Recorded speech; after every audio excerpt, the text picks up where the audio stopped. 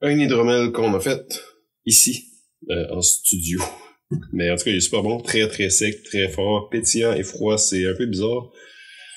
Parce que c'est pas le sujet d'aujourd'hui, mais tant qu'à le boire, expliquer. Des fois, je mets un fond de sirop d'érable, je le dilue, puis je mets un fond d'hydromel, là. Puis après ça, je remplis ça, puis le sucré du sirop d'érable vient vraiment complémenter ça, complimenter quasiment. C'est vraiment meilleur. Donc, un hydromel sec à ce niveau-là d'alcool, c'est pas rangeux.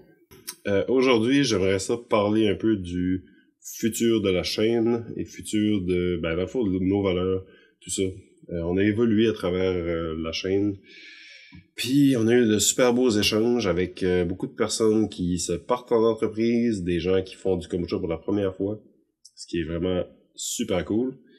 Et j'ai écrit un long commentaire avec une personne qui disait qu'il était très heureux de voir qu'on prenait le risque, il a mis des guillemets, là, de partager notre information ou de partager notre processus commercial pour les entreprises, tout ça, en sachant très bien, dans le fond, que une grosse entreprise ne fera jamais ça parce qu'ils n'ont pas les installations pour ça, puis ils n'ont pas non plus le même objectif que nous. La chaîne va continuer dans ce sens-là, mais on aimerait ça que vous le sachiez, que ça soit précis. En fait, on veut vraiment miser sur le bon kombucha, le partage d'informations, puis à la base de tout ça, là, ça a commencé par le fait qu'on se faisait refuser dans des commerces notre kombucha, là, compagnie, ceux qui viennent juste d'arriver, là, ça c'est notre entreprise, Vie Kombucha. Vie pour vivant. On s'était fait refuser beaucoup par des dépanneurs, des commerces, des épiceries, des restaurants, partout. Quand on voulait exporter plus loin que la Gaspésie. C'est entre autres pour cette raison-là qu'on a arrêté d'exporter, malgré que c'est juste 700-800 km, parce qu'on se faisait refuser par des gens qui connaissaient même pas c'était quoi du kombucha, puis qui achetaient des produits qui étaient comme, que nous autres on jugeait même pas étant du kombucha, là. C'est pasteurisé, c'est dilué, c'est ajouté de colorants, de texturants, puis plein de... Donc, on s'est dit on a commencé par une vidéo, là, je pourrais la mettre là. Enfin, une vidéo de discussion, la première discussion, mon premier pétage de coche public sur le sujet. Parce que on était juste tannés d'en discuter, mais de pas... Tu sais, on veut pas blaster les autres entreprises, mais on voudrait que les gens connaissent c'est quoi du kombucha. Il y en a qui brassent du kombucha de maison puis qui se demandent pourquoi c'est pas bon le kombucha commercial. Il y a des raisons à ça. Puis, la chaîne, présentement, ici, nos valeurs, notre mission, si on veut, c'est ça. C'est faire connaître c'est quoi du kombucha, du vrai bon kombucha.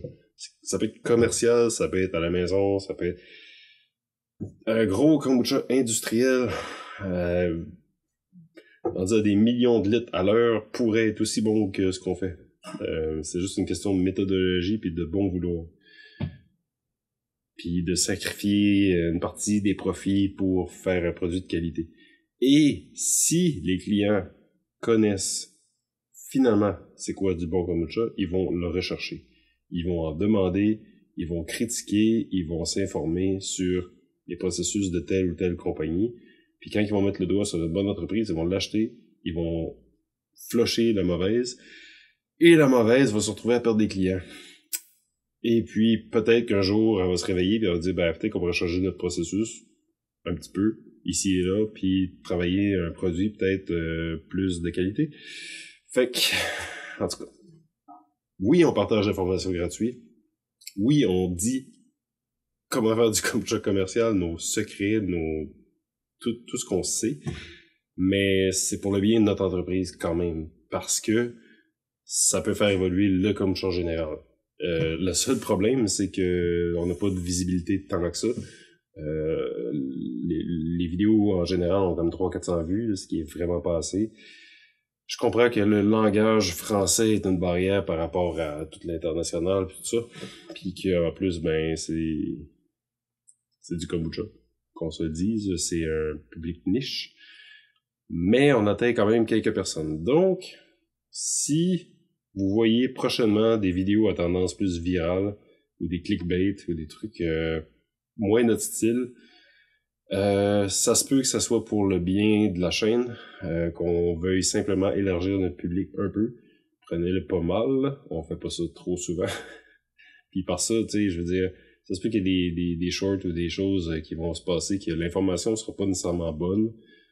Ça va être plus sensationnaliste. Ben écoutez, c'est pour le bien, là. Si on pouvait avoir comme 10 000 vues par vidéo, premièrement, on aurait un revenu qui aurait de l'allure. Puis, ben, même 10 000, il faudrait ça plus que ça, là. Mais on aurait aussi plus de visibilité, puis donc plus de potentiel à croître. Parce que là, présentement, tous les vidéos qu'on a fait, qui est plus de 80, dorment. Tu sais, il y en a peut-être 5 ou 6 qui ont popé. C'est pas les meilleurs, mais c'est ça. C'est du vieux stock en plus. Mais on peut rien y faire, c'est l'algorithme de YouTube. Est-ce que vous pouvez faire quelque chose? Juste endurer nos conneries.